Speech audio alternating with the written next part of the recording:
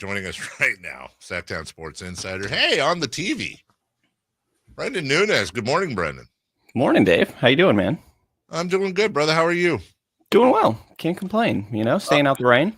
I will not talk to you again, at least on air, before Thanksgiving. So I always like to ask people, do you have any food, family traditions, if you will? Like what is your whole Thanksgiving thing? And is there, if you do the Thanksgiving thing, is there some sort of dish that stands out more than others for you?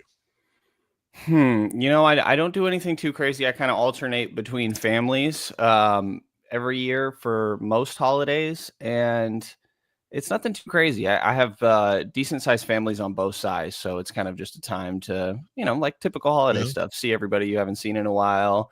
I'm also not a huge food guy in general, so I'm trying to think. I love me some mashed potatoes. It's very basic, but I do love some mashed potatoes.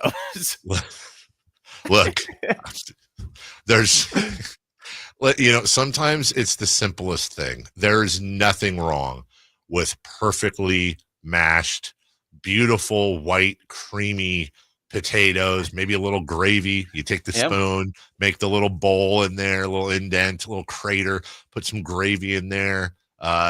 Mashed potatoes are, I'm not going to rip you for that. Just because they're there and you expect them. Like mashed potatoes is like the, I don't know, it's like a really good basketball player, for example. You just expect them to put up 28, 10, and 5. Like Domantas Sabonis is the mashed potatoes of the NBA, where it's always quality, doesn't stand out, isn't noisy, isn't flashy, doesn't grab you. Whereas what would let me think. Oh, this is a good one. Okay, so like Anthony Edwards would be like the Cajun deep fried turkey of the dish, where it's like, oh my God, like that is when it's good, and that stands out, and that is phenomenal. Or who would be stuffed? Like maybe DeMar DeRozan would be the stuff. This is going to be a good one. The Sacramento Kings team, if they were Thanksgiving food items, were like DeMar's stuffing, it's good. It's great. It does the job. You can't have a plate without it. But in the case of mashed potatoes, Sabonis. That's what I'm saying. Sabonis is the mashed potatoes, Kyle. If it's not on the plate, you notice it, and the plate is naked without it. But when it's there, you're focused on the turkey and the green bean casserole and maybe even the cranberry sauce. Poor old mashed potatoes are just there doing their job night in, night out, being amazing, and you're just like, yeah, I expect that. It's mashed potatoes. So great point there, Brenden, you just made. Yeah, that's exactly where I was going with that. Underappreciated basketball players, underappreciated foods, just hand in hand. Hey, Kyle, think about this while I'm talking to Brenden, and I want the audience to do this as well. Which Kings player would be the homemade macaroni and cheese? That's the one that's going to bake my noodle for a while, pun intended. DeMar DeRozan coming back tonight. We may, in fact, have Domantas Sabonis. Do you expect to see both of them tonight, Brenden? Yeah, I believe they have both been made available. Mike Brown said yesterday that they went through practice. They had 3 days off, which is kind of rare during the middle of this season. I think that's after playing their first 15 games in 26 days. So they could use that 3-day break for sure. On Tuesday, they got the day off. Domas, De'Aaron, and Devin, I think, all went and did various Thanksgiving, giving out Thanksgiving meals throughout the Sacramento community. And then Wednesday, full contact practice where Domas and DeRozan were both active participants. Malik was not, but he did go through sort of their walkthrough on the day after. So fully expecting DeMar and Domas, and still waiting a little bit on Malik. So no, Malik, no. Just maybe Sunday, probably next week. Yeah, I think that's what we're thinking. At least we saw him back out there going through walkthroughs. Like I said, he didn't do full contact, but it seems like he's getting a little bit closer here, but still currently listed as out for tonight's game in LA. We were talking earlier, and I want to run this by you, and as always, please push back if you disagree. I was talking about going back and watching De'Aaron Fox's 60-point game, and I've done that a couple times, just fast-forwarding to the De'Aaron parts. And, when Keegan had his 47, it stood out like, wow, that's like an out-of-body experience. It literally broke records. Like, never happened in that way. Like, maybe never happen again. With De'Aaron, I'm not trying to downplay 60 points. Like, that's insane. but I didn't feel like it was this out-of-body experience for De'Aaron, and I feel like in the right environment, this is my point, that he could average 30 points. Again, I don't want to say relatively easily, but that is very much within him, just when you look at how he was scoring. Do you see that type of potential scoring-wise for De'Aaron in the right environment? I do. I mean, I think he even said it after the game that he didn't quite necessarily realize where he was at. And most of his buckets in those two games where he scores 109 points in back-to-back days were unassisted. He's going and doing it by himself. And I think that he has that capability. You know, the fastest player in the league is voted on by his peers, and there's just been an increased emphasis. I think the main strategic difference has been him focusing on getting downhill. I think that this has been part of the process that we saw last year, where he really developed as a three-point shooter, and you saw really heavy volume from three, the most that you'd seen throughout his career, and he was knocking them down at an okay rate. But every once in a while, you get a game where it's like, it feels like De'Aaron's kind of settling for threes. I remember asking him about his shot selection last year, and he talked about, well, you know, if I'm open, I feel like any shot is a good shot. And I feel like this year it's transitioned more to where he still feels like that's true, I'm sure, but also I can just get to my best shot really whenever I want. And I almost wonder if watching DeMar DeRozan do that, I mean, that's one of his biggest skills, has sort of rubbed off on De'Aaron in a way. But he's getting to the rim. I think he had about 30 drives in that 40-point or in that 60-point game. It was just under in the high mid 20s in that 49-point performance. So for him, I think it's just all about getting downhill and then making plays from there. It's not necessarily settling because he can make those outside looks, but fully have your foot on the gas and getting downhill. And I think he's this type of guy. I think he had 44 points on 3 different occasions before he finally broke through that career high. So I think that he has this in him, and I think that they want him to keep this up. Even DeMar yesterday was like, I'm surprised he's not a guy that has scored 50 points multiple times in his career. And by the way, someone in the chat said J-Mac, what they call Jordan McLaughlin, should absolutely be the mac and cheese. Now, nickname-wise, very great point. Brenden Nunes tweeting us. But can De'Aaron Fox do that with DeMar DeRozan on the floor, with if both Sabonis and DeRozan coming back? And I always have to say this because I'm always afraid, even though this has been a running commentary on the show, that somebody will tune in and go, oh, wow, Dave's cracking DeMar and DeMontis. And I couldn't be a bigger fan of both.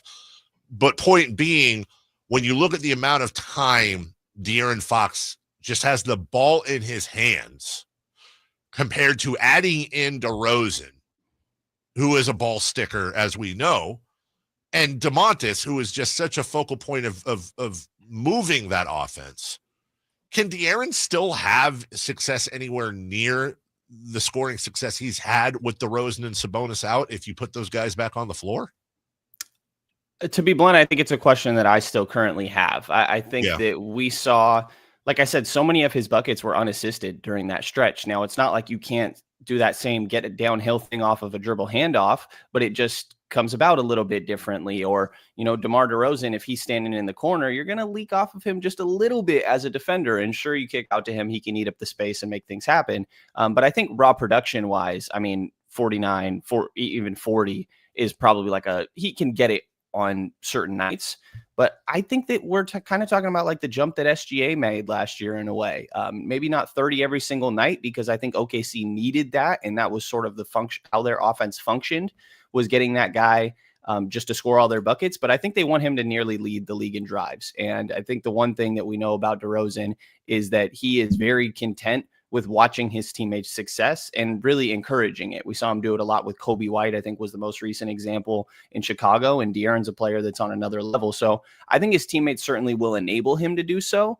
I just think that it's not going to be as quite necessary. And a big part of this also is De'Aaron saying, you know what, I really could go do this whenever I want. And I don't know if he's going to feel that same necessity with these other guys on the floor, which in the end I think is a positive, but I don't think that we're going to certainly see that same level of production moving forward, even though I think it should be higher than maybe how he started the year while those guys were healthy.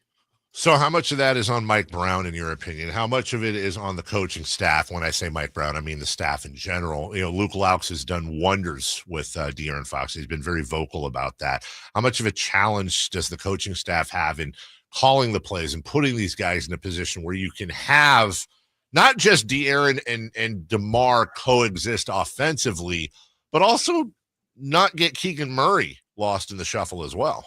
Yeah, I think it even goes a little deeper than that. Like Kevin Huerter's had a really slow start to the year, and I think he's a confidence player. Getting him rolling and get a decent amount of shots is helpful. Keon Ellis coming off a career high, and you want some of these guys to be able to keep a little bit of a rhythm. So yeah, it's a balancing act for sure from the coaching staff, but I think that they already have their system in place. That's a very equal opportunity offense.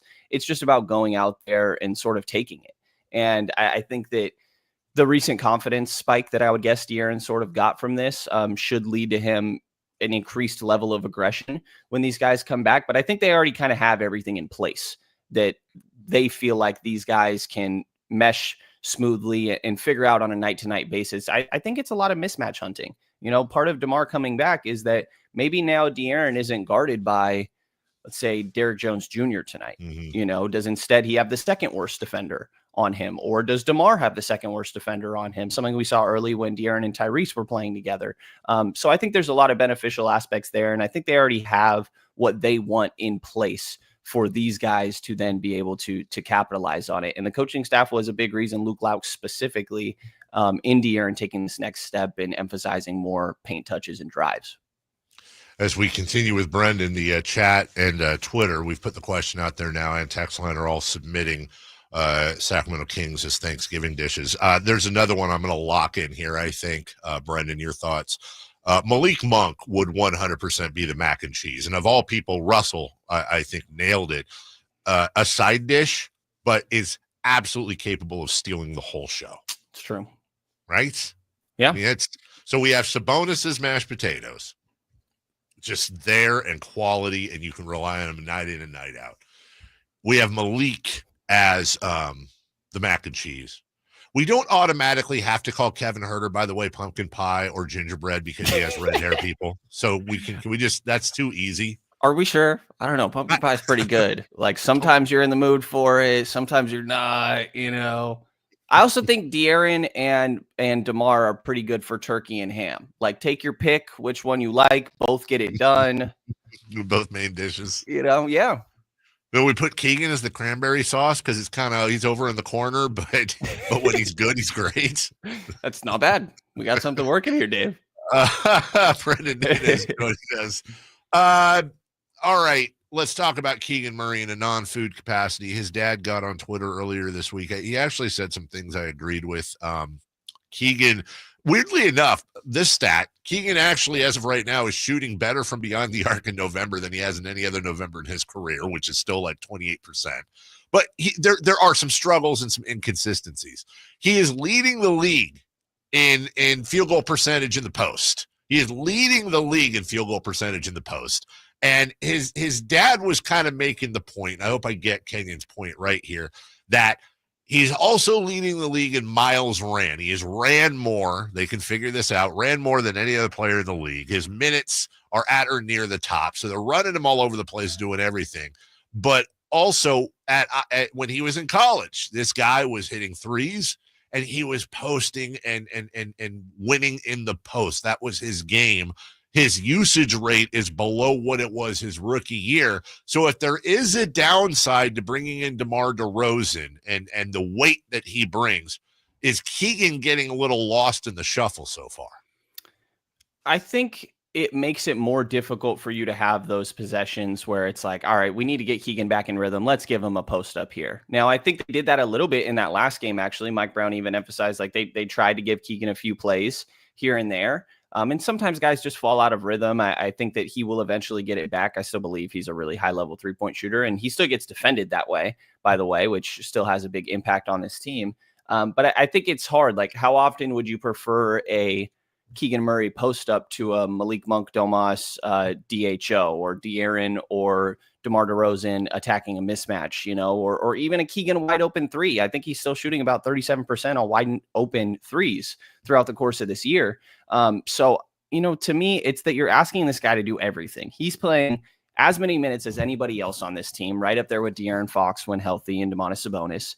And he's rebounding the ball extremely well this year. He's above 8 a game. He's defending everyone from Trae Young to Julius Randle, Anthony Edwards, LeBron James, Kevin Durant, like all over the spectrum. When they play the Warriors, he's going to guard Steph Curry probably. He's being asked to do a little bit of everything. And I think that we've seen continuous progress and all that stuff. He also put on weight this offseason. You know, sometimes there's a correlation between putting on weight and losing your jumper a little bit. Maybe not losing like it can't be found or anything, but just messing with it a little bit. So I think it's going to come back around. And I tend to be more encouraged by all the other things that Keegan has been able to do in his game. And it's not like you watch him in warmups or even throughout the games and it's like Mikal Bridges, oh my God, what happened to this guy's jump shot? Like it's still there, and I think it will come back around. Getting him some post-up touches here and there, 2-3 a game, sure, to try to get him back in a rhythm. I also think that's a lot easier when you have those 3 guys out that you did in previous games, and eventually he's just got to knock them down. But he's doing so many other things on this team that really nobody else can provide. You go to Trey Lyles and Doug McDermott after him at that backup forward, and they obviously just don't do the same things as him. All right, so simple question here, and maybe it's too simple, but are you maybe better off reverting offensively Keegan back to his rookie year, put him in the corner, let him knock down threes? No, I think you need the defense more than you need the offense from him. Oh, no, I'm sorry. And Brenden, I'm saying that on offense. I'm saying because of what you're asking him to do defensively, do you then almost give him a break on the offensive side, plant him in the corner, don't have him run all over the place offensively, let him focus on the defense, as you're saying, and then just let him do what he did his rookie year and predominantly just hit corner threes? Yeah, I do think it's hard to do that with kind of their free-flowing offense that they try to do, the freelance, equal opportunity. And there is still an aspect of like Keegan needs to maintain his confidence even throughout all of this, because I think that's been the big swing skill. It's not, is DeMar going to allow him to shoot? Like DeMar enables his teammates just as much as all these other guys. It's just Keegan being confident enough and recognizing his moments. And I think that you're seeing him do that a little bit in some of these mid-range shots that he's taken even more so. So no, I still think that going through this growing pain is an important part of his eventual development. But, you know, we're kind of also reaching the point where this was the conversation with like Jaden Ivey, Keegan Murray. It was the long-term outlook on these guys. And I still am a little skeptical on the long-term outlook of Keegan Murray's self-creation offensively, but these growing pains to me are just part of it and something that you got to live through. They're still, I believe, 6th in offense and getting it done there. So I don't think he's killing them by any means. You know, we were having a conversation on the show earlier this week, and I have this conversation a couple times a year. I am curious because you are a basketball guy, your thoughts. Switching all the awards from per game to total. I don't know why the NBA hasn't done this. It would be silly in football. It would be silly in baseball. They're already trying to combat load management and players resting. I'm not saying it would be the whole incentive, but further incentivizing players to play, because you're not looking at per game. You're looking at totals and points, rebounds, assists, steals, etc. Can you give me a logical reason why the NBA should not do this? Totals for, like, we're talking rebounding leader and things like that. Your scoring leader every year is the one that has the most total points. Your rebounding leader, most rebounds, blocks, steals, assists. It's totals. You can have averages for funsies, but when it comes to doling out the awards, your scoring champion is going to be the one that scores the most points. Yeah, I don't hate the idea. I mean, I think, like you said, they're trying to combat it with you got to play 65 games in order to make all NBA or any of these sort of awards.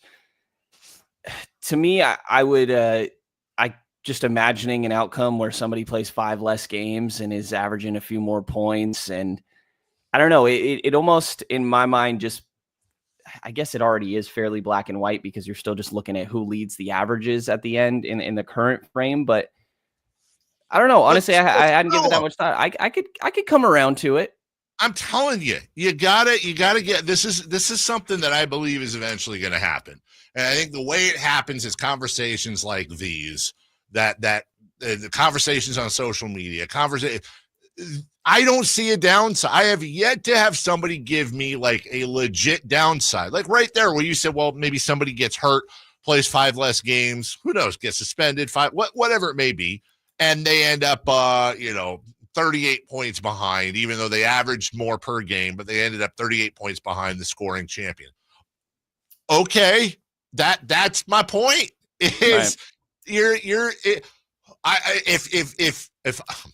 If you took somebody and the only part of their game you were focusing on is scoring, and you had a choice between having the guy that averaged the most scoring or having the guy that scored the most points at the beginning of the year to put them on your team, you're going to take the guy that has the most points. You're going to take the guy that contributes the most throughout the season.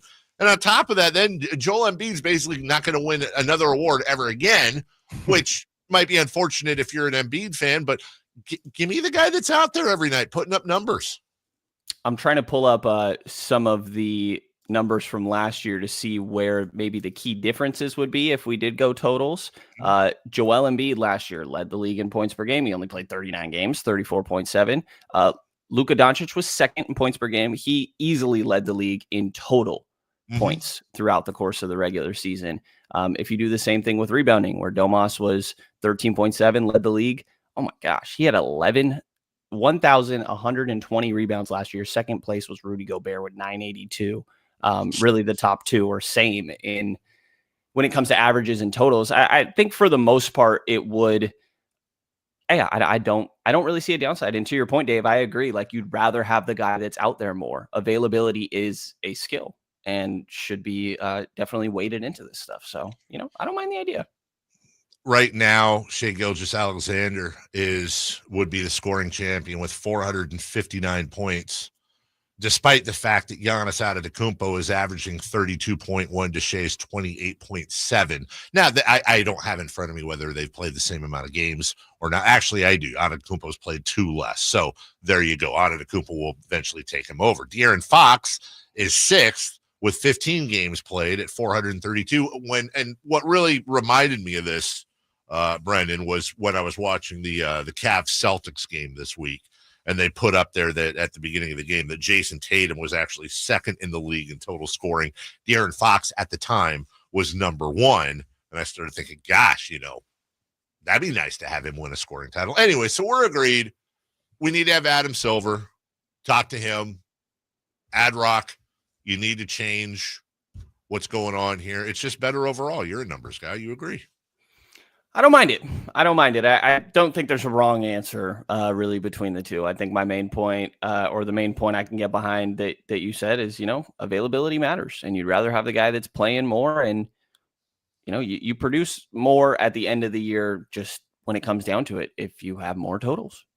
Well, I'll leave you with this. I've been waiting for a good argument, and the text line never disappoints at 916-339-1140. Folsom Mike has this. No way the best scorer is the one that averages the most, period. So I stand corrected. Yeah. Nailed it. You nailed it, Folsom Mike. There goes the whole argument. Period. He said period at the end. He did. That means there's no argument, Brenden. Sentence is over. Completed. Have a great weekend. Enjoy tonight. Well, I would say enjoy tonight, but as I said at the beginning of the show, this is the one matchup a year where I may turn it off after the first quarter if this is going to be a hardened foul bait test game. I would rather you repeatedly kick me in the junk than watch James Harden play basketball. So we'll see how tonight's game goes. I just hope we beat the hell out of them. Are you surprised to hear that Vegas has the Kings favored by 2.5 tonight? Not too surprised. No Norman Powell. I'd imagine their offense is gross, they being the Clippers. It's really James Harden, and right when he stepped out, they went full to Norman Powell's turn. I guess tonight maybe it's going to be Kevin Porter Jr., which is not a great option. So I think as long as the Kings can, not turn the ball over and do an all right job on James Harden, I think they should be all right here. I'm curious to see how full Intuit Dome is, because I've heard some things about, attendance not being the greatest, maybe outside of that wall. Wow, shockingly, LA fans not turning out. That's weird. Who would have thunk? You can follow Brenden Nunes on Twitter and elsewhere. Also, of course, read him at sactownsports.com as well. Always appreciate you, brother. Have a good one. Thanks, Dave. You too. All right, take care. That is Brenden Nunes. We will take a break. When we come back, 4 down territory. A couple things to take care of first and foremost, though.